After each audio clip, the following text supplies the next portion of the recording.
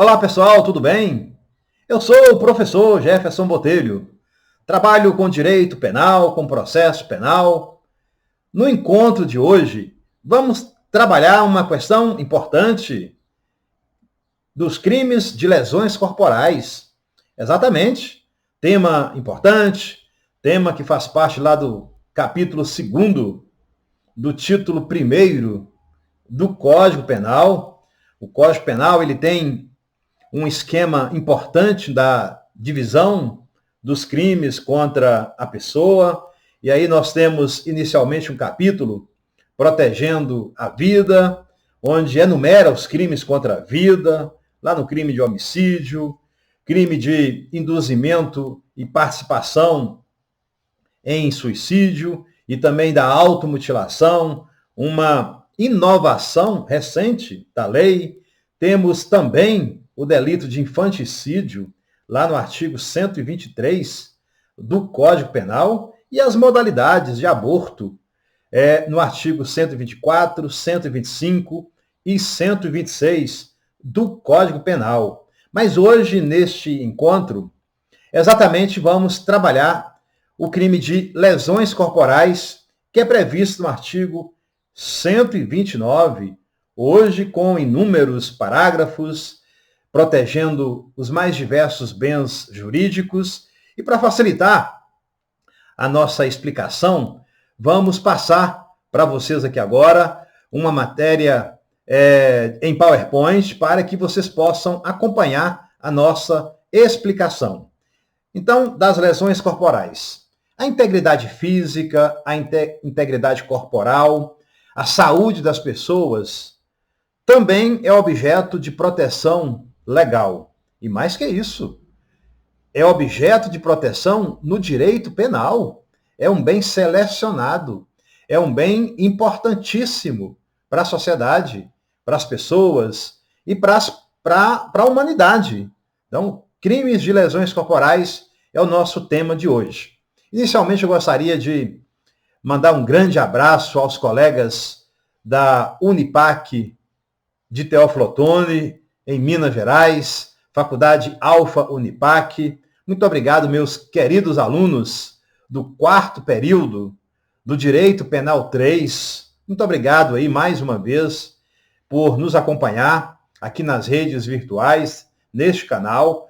E hoje, direcionado para vocês, com muito carinho, trabalhando aqui dos crimes de lesões corporais. Então, esse é o nosso desafio neste espaço.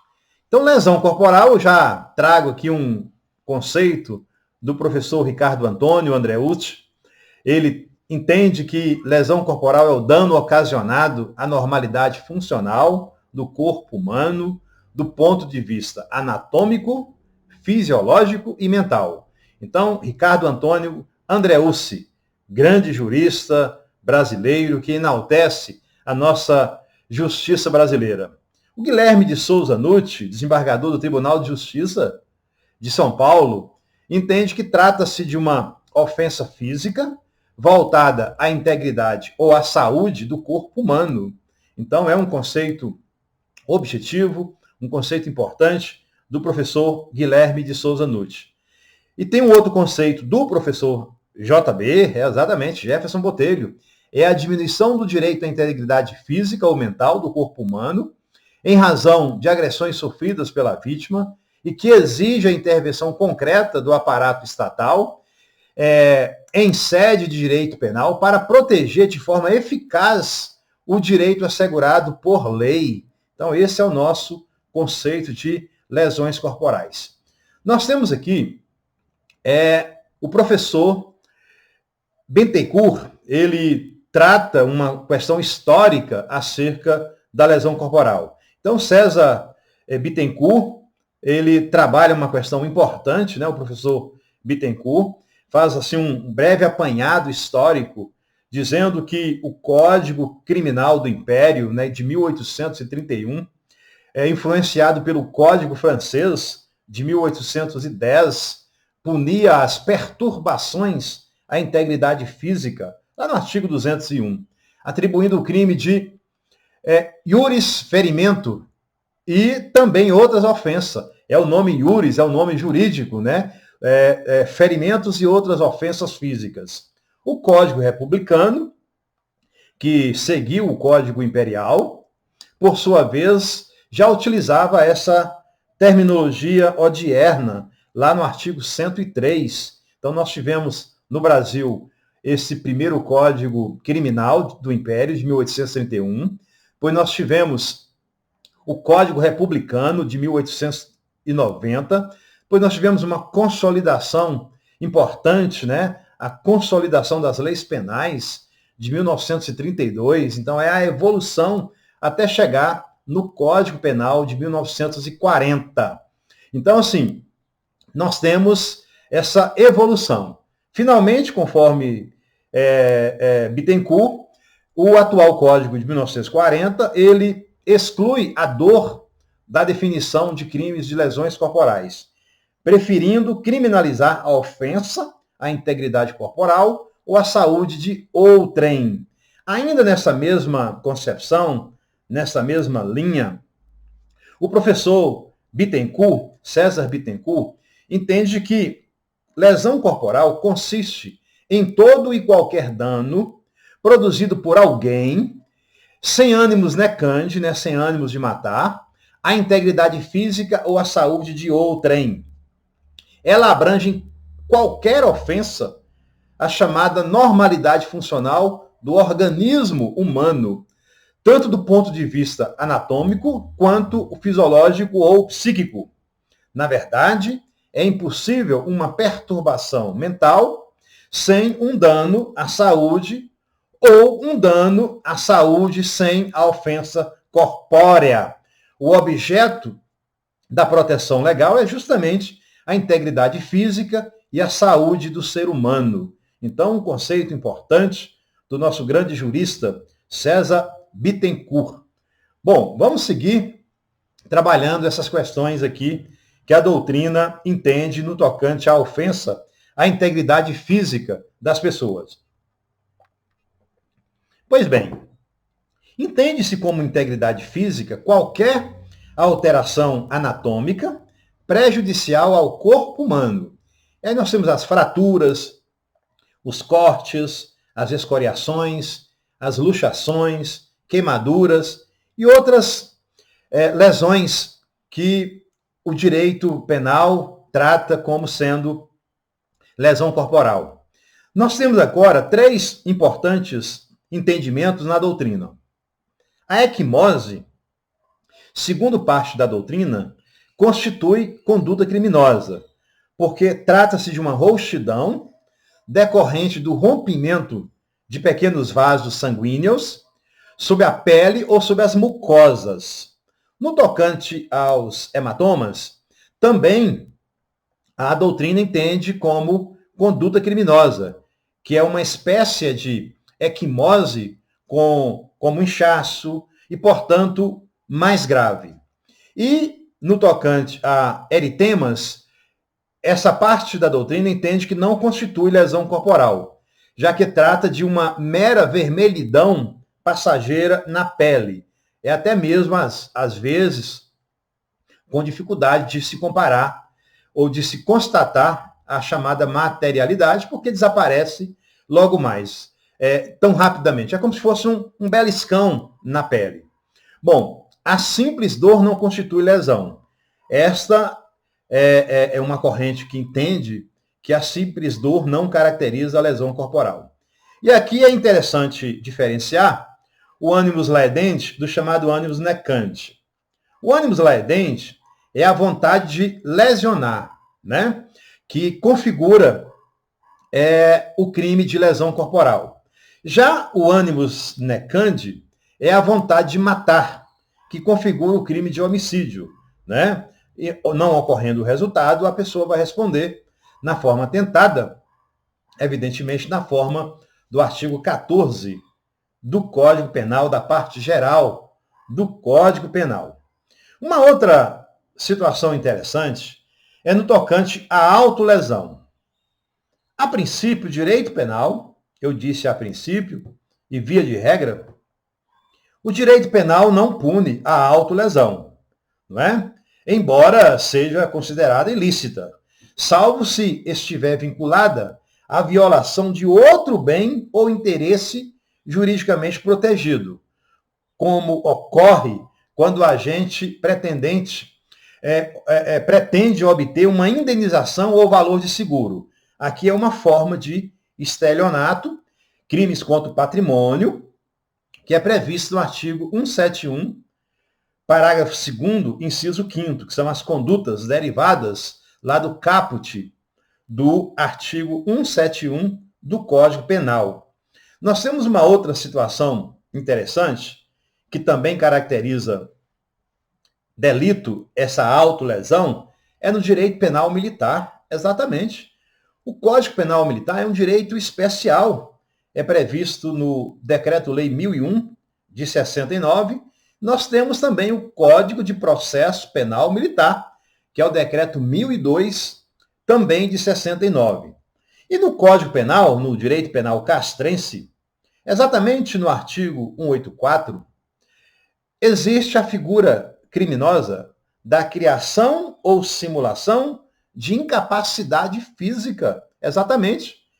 Diz textualmente o artigo 184 do Código Penal Militar.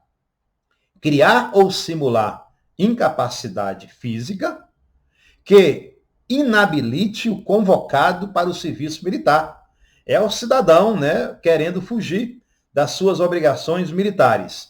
Aqui nós temos uma pena de detenção de 6 meses a 2 anos. Então, a autolesão para fugir da convocação para o serviço militar é crime militar.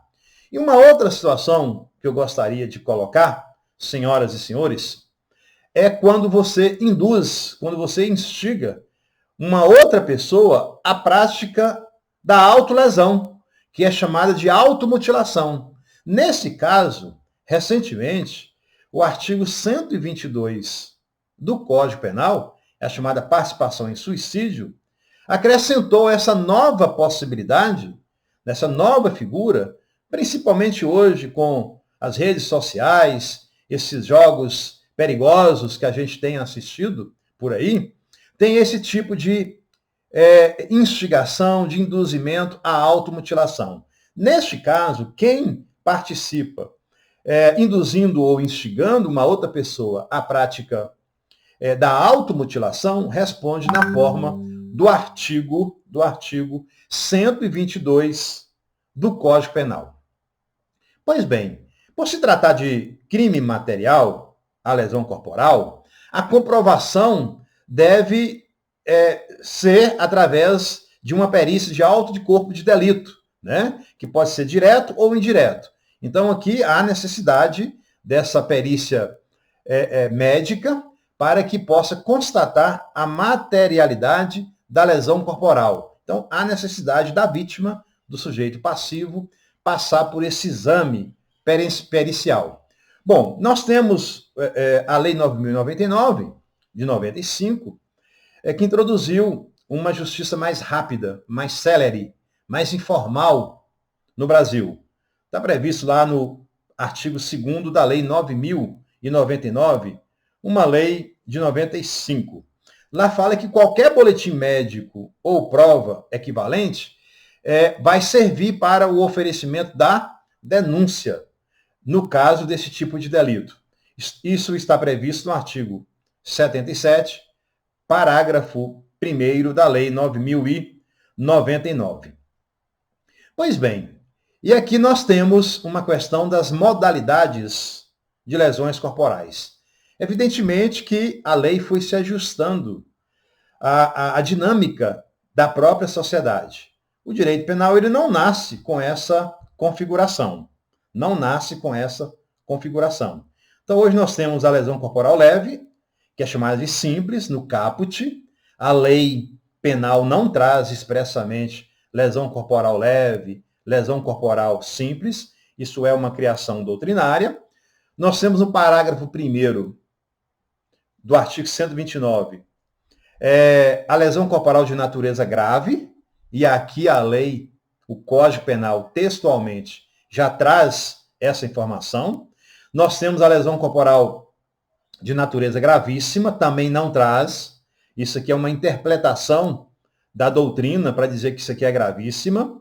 No parágrafo 2º do artigo 129, tem o artigo 129 do seu parágrafo 3º, que é a lesão corporal seguida de morte, a lesão corporal privilegiada no parágrafo 4º, a lesão corporal substituição da pena lá no parágrafo 5º do 129, e aí nós temos a violência doméstica, a violência culposa, questões de perdão judicial, nós temos também lesões contra pessoas portadoras de deficiência, e temos recentemente a chamada lesão corporal funcional, que foi criada, foi a última modificação pelo direito penal comum, criada essa qualificadora em face da Lei 13.142 de 2015. Então vamos analisar uma a uma para chegarmos ao nosso objetivo neste encontro de hoje.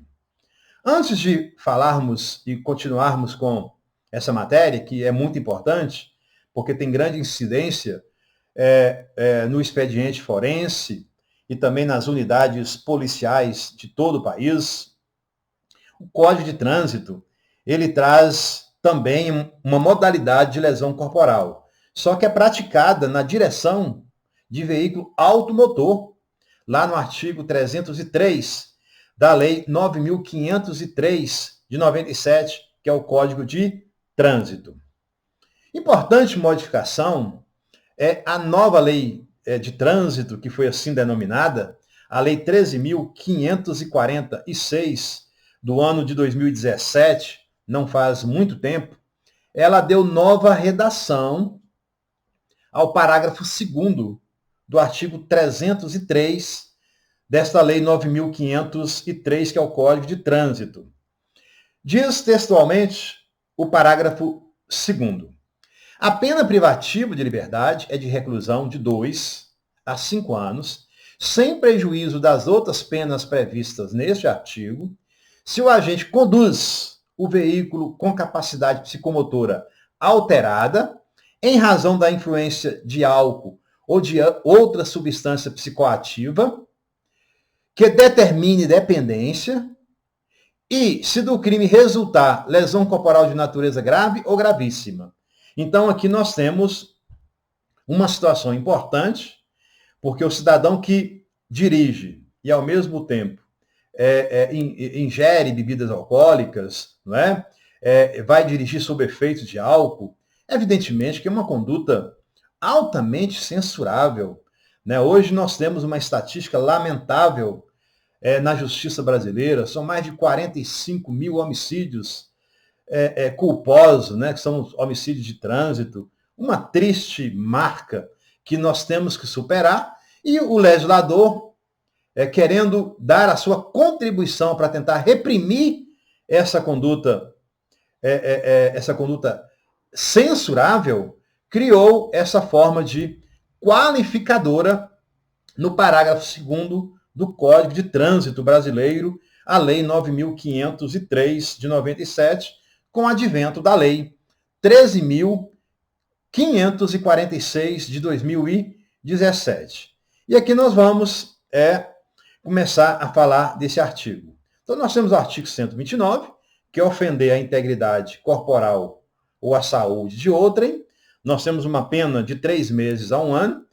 Em razão da quantidade da pena, esse tipo de lesão corporal é julgado no Juizado Especial Criminal, por se tratar de delito de menor potencial ofensivo, mas nós temos nessa estrutura a formatação da chamada lesão corporal de natureza grave. Aqui a lei textualmente prevê essa modalidade, e aí nós temos a incapacidade para as ocupações habituais por mais de 30 dias. Aqui são ocupações habituais, não necessariamente trabalho, porque aí nós estaríamos excluindo da esfera de proteção da norma as crianças, os idosos, não é? Que têm atividades laborais, têm atividades habituais, né? Têm atividades habituais, como esporte, a criança como brincar. Então, se ela sofre uma lesão corporal e fica sem brincar por mais de 30 dias, evidentemente que isso é aferido através de uma perícia complementar. O próprio Código de Processo Penal traz essa possibilidade de se fazer uma perícia complementar para estabelecer se há essa incapacidade das ocupações habituais por mais de 30 dias. E aí nós temos o perigo de vida, né? O perigo de vida que é causado na chamada lesão corporal. Aqui deve haver, né, um perigo concreto de morte. Aqui o médico ele vai analisar essa questão, né? Deve ser pericialmente comprovado essa probabilidade. Normalmente são agressões que atingem as grandes cavidades vitais do corpo humano. E aí resulta esse perigo de vida. A lesão corporal ela é qualificada. A gente vai perceber que a pena é de 1 a 5 anos lá no preceito secundário. Se há também debilidade permanente de membro, de sentido ou função, que é uma forma de redução ou enfraquecimento da capacidade funcional da vítima, também caracteriza a chamada lesão corporal de natureza grave. E por último, a aceleração de parto, né? Que a doutrina entende que, na verdade, não é aceleração, é uma antecipação, é a antecipação do parto. O parágrafo 2º, que eu já disse, o Código Penal não diz que se trata de lesão corporal de natureza gravíssima, nós temos 5 hipóteses. Aqui nós temos a incapacidade permanente para o trabalho, aqui já não se trata mais de ocupação habitual, mas de trabalho. Aqui há enfermidade incurável, em razão da lesão corporal, a perda ou inutilização de membro do sentido ou função, a deformidade permanente e aborto. A pena aqui é de 2 anos a 8. Percebe que aqui nós temos uma qualificadora que não permite sequer a chamada suspensão condicional do processo, que cabe lá na lesão corporal de natureza grave, porque a pena para a lesão corporal de natureza grave é de 1 a 5 anos. Então, aqui cabe, em tese, se preencher os requisitos do artigo 89 da Lei 9.099 de 1995, evidentemente que vai caber a suspensão condicional do processo, mas não tem cabimento se a lesão corporal for de natureza gravíssima. Parágrafo 2º do artigo 129 do Código Penal. Bom, nós temos aqui a lesão corporal seguida de morte, né? No parágrafo 3º, se resulta morte e as circunstâncias evidenciam que o agente não quis o resultado, nem assumiu o risco de produzi-lo, a pena é de 4 a 12 anos. Tem o parágrafo 4º, que é uma diminuição de pena, se o agente comete o crime impelido por motivo de relevante valor social ou moral, ou sob domínio de violenta emoção, logo em seguida a injusta provocação da vítima, o juiz pode reduzir a pena de 1/6 a 1/3. Aqui é uma causa de diminuição de pena, que é utilizada na terceira etapa do sistema trifásico de Nelson-Hungria, e aqui essa incidência ela é direcionada ao juízo de direito na aplicação da pena, artigo 59 até o artigo 68 do Código Penal. Nós temos agora uma possibilidade de substituição da pena. O juiz, não sendo graves as lesões, pode ainda substituir a pena de detenção pela de multa, e aí tem um valor, que esse valor não subsiste mais em razão da própria previsão lá do artigo 49, que determina os dias multa para esse tipo de situação. Se ocorre qualquer das hipóteses do parágrafo anterior, ou se das lesões, se elas são recíprocas. Aí, neste caso, pode-se aplicar a substituição da pena de detenção pela pena de multa. O parágrafo 6º do artigo 129 estabelece a chamada lesão corporal culposa. E aí nós temos de 2 meses a 1 ano, também de competência do juizado especial criminal em razão do tamanho da pena. Aqui é delito de menor potencial ofensivo. O parágrafo 7º também tem uma norma direcionada ao juiz, que é uma causa de aumento de pena de 1/3, se ocorrer qualquer das hipóteses dos parágrafos 4º e 6º do artigo, do artigo 121 do Código Penal. Então tem lá essas previsões no Código Penal para o caso de homicídio, e aqui também nós temos um caso de aumento de pena, evidentemente, em se tratando de delito contra menor de 14 anos ou maior de 60 anos. Bom, aqui nós temos a previsão do parágrafo 8º, aplica-se a lesão corporal disposto no parágrafo 5º do artigo 121. Esse parágrafo 5º do artigo 121 diz respeito ao perdão judicial, e aqui também há essa possibilidade de aplicação do perdão judicial na lesão corporal de natureza culposa. E aí nós temos mais alguns parágrafos importantes. Esse parágrafo 9º, que determina a chamada violência doméstica, tão aplicado hoje na sociedade brasileira. Infelizmente, nós temos aí a Lei Maria da Penha, que é considerada uma lei importante para a ONU e para o Brasil também, que estabelece normas de proteção das mulheres, não é? Nessa relação doméstica, nessa relação familiar. Então, esse artigo 9º, ele veio também criar uma situação importante para esse tipo de lesão corporal praticada hoje no Brasil. É a chamada violência doméstica. Se a lesão for praticada contra ascendente, descendente, irmão, cônjuge ou companheiro, ou com quem conviva, ou tenha convivido, ou ainda prevalecendo o agente das relações domésticas de coabitação e de hospitalidade, a pena de detenção de 3 meses a 3 anos é o preceito secundário desse parágrafo 9º, que independe do gênero da pessoa, né? Aqui nós temos uma proteção ampla. O parágrafo 10 diz o seguinte: nos casos previstos nos parágrafo 1º a 3º, que é lesão grave, lesão de natureza gravíssima e a lesão corporal seguida de morte, se as circunstâncias são as indicadas do parágrafo 9º, violência doméstica, aumenta-se a pena na ordem de 1/3. Também é um dispositivo voltado para o aplicador da lei na chamada fixação da pena. E mais que isso, na violência doméstica ainda, nós temos aqui uma previsão no parágrafo 11. Na hipótese do parágrafo 9º, que é da violência doméstica, a pena será aumentada também de 1/3 se o crime for cometido contra pessoa portadora de deficiência.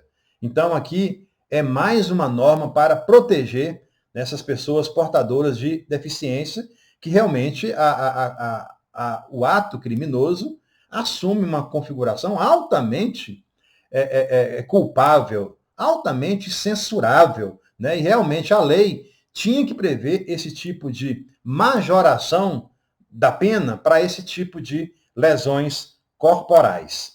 E, por fim, nós temos aqui o parágrafo 12, que foi criado pela Lei 13.142, de 2015, que além de criar também uma qualificadora no parágrafo 2º, artigo 121, no caso de homicídio, criou também aqui uma situação de causa de aumento de pena. Lá no crime de homicídio, funciona como uma qualificadora. Aqui, o legislador houve por bem tratar em sede de majorante. Se não, vejamos.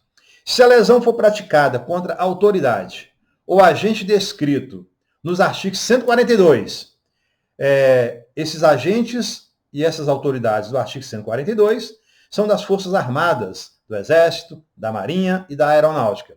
E 144 são as agências de segurança pública, a Polícia Rodoviária Federal, a Polícia Federal, a Polícia Ferroviária, a Polícia Militar e os Corpos de Bombeiro, a Polícia Civil e também a Polícia Penal também está neste artigo 144, além de prever também os agentes da Guarda Municipal, exatamente, que tem previsão numa lei geral da Guarda Municipal no Brasil, existe uma lei só para isso, e também, que é a Lei 13.022, e nós temos, importante também dispositivo, quando se trata do sistema prisional. No sistema prisional, hoje, os antigos agentes penitenciários, até mesmo por força de uma emenda constitucional, hoje tem esse rótulo de polícia penal. E também contra agentes da Força Nacional de Segurança Pública, no exercício da função ou em decorrência dela. Ou contra ainda, contra o cônjuge, companheiro ou parente consanguíneo até o 3º grau. Em razão dessa condição, a pena é aumentada de 1 a 2/3. Então, aqui foi uma modificação importante na lei que traz aqui uma causa de aumento de pena para esse tipo de conduta. Mas, senhoras e senhores, vamos continuar falando um pouco mais sobre esse tipo de conduta criminosa, que é muito importante. Aqui do lado nós temos o bem juridicamente protegido e os sujeitos, e do outro lado nós temos a temática da consumação em tentativa e também da classificação doutrinária para esse tipo de delito. O bem juridicamente tutelado, até mesmo de acordo com o conceito fornecido aqui no início da nossa explanação, é a integridade corporal e a saúde da pessoa. Os sujeitos ativo e passivo, o sujeito ativo pode ser qualquer pessoa pode praticar esse tipo de delito, e o sujeito passivo, excetuando as figuras do parágrafo 1º, inciso 4º, e parágrafo 2º, inciso 5º, que diz respeito lá à antecipação do parto e até mesmo o aborto, neste caso, e também do parágrafo 9º, que é a chamada violência doméstica, que tem que ter essa relação de parentesco. O artigo 129 também é crime comum. Ele pode ser praticado por qualquer pessoa. Nós temos outras ameaças que podem caracterizar uma lesão corporal, que dependendo da conotação política, pode configurar a lei contra a segurança nacional, que é a Lei 7.170, uma lei de 83, que está tão em evidência hoje no Brasil, todo mundo falando sobre a Lei de Segurança Nacional. Bom, consumação e tentativa. Consuma-se o crime com a lesão efetiva, a integridade ou a saúde de outrem. Nós temos aqui que é um crime material.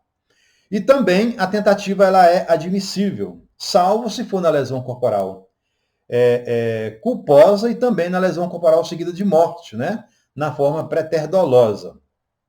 A classificação doutrinária, nós temos que esse crime é comum, via de regra ele é comum, ele é material e é um crime de dano, ele não é crime de perigo, ele é crime de dano. Ele é um crime instantâneo, ele é um crime doloso ou culposo e também pode admitir a chamada forma preter-dolosa. E aqui nós temos um esquema, um quadro esquemático, tratando aqui das consequências das lesões corporais simples, que é a detenção de 3 meses a 1 ano, a lesão corporal grave, se resulta em incapacidade para as ocupações habituais por mais de 30 dias, se há perigo de vida, se há debilidade permanente de membro de sentido ou função e se há aceleração de parto. Aqui a lesão corporal vai ser grave, a pena é de 1 a 5 anos. A lesão corporal gravíssima, a lei não traz essa modalidade, isso aqui é uma construção doutrinária, incapacidade permanente aqui para o trabalho, enfermidade incurável, perda ou inutilização do membro de sentido ou função. Nós temos a deformidade permanente e o aborto. Aqui, para esse tipo de conduta criminosa, a pena de reclusão de 2 a 8 anos. E a lesão corporal seguida de morte, lá no parágrafo 3º. A reclusão é de 4 a 12 anos, né? Bom, nós temos também que, num dado momento, esse tipo de comportamento, muito embora não tenha resultado nenhum tipo de lesão aparente, pode configurar uma conduta contravencional. Exatamente.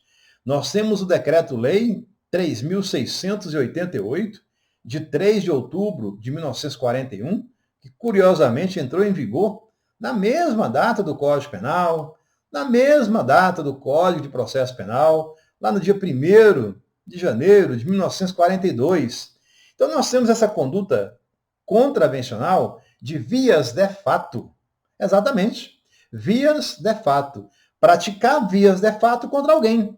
Então nós temos aqui uma modalidade de prisão simples, de 15 dias a 3 meses. A 3 meses. Temos o parágrafo único, uma causa de aumento de pena para esse tipo de conduta contravencional, que evidentemente está agasalhada pela Lei 9.099, o processo de julgamento para esse tipo de conduta contravencional.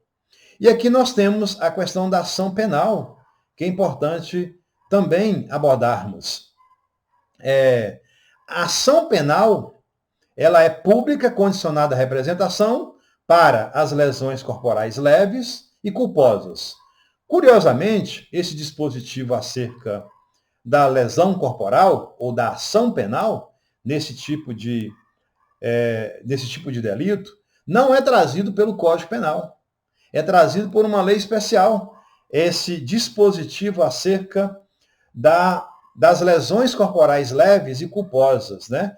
Evidentemente, com exceção às praticadas naquela relação de violência doméstica contra mulheres, que serão de ação penal pública incondicionada, né? Incondicionada. E aqui nós encerramos o nosso encontro de hoje. Eu gostaria, uma vez mais, de agradecer a todos e a todos por mais um encontro importante, falando de um tema também importante, que é a proteção à saúde corporal, a integridade física, a integridade mental das pessoas, com esta previsão no artigo 129, passando aí, analisando todas as circunstâncias importantes nesse tipo de delito. E eu gostaria, uma vez mais, agradecer o carinho de todos os senhores que assistiram a nossa aula no todo ou em parte e renovar o convite para uma nova oportunidade. Um abraço a todos.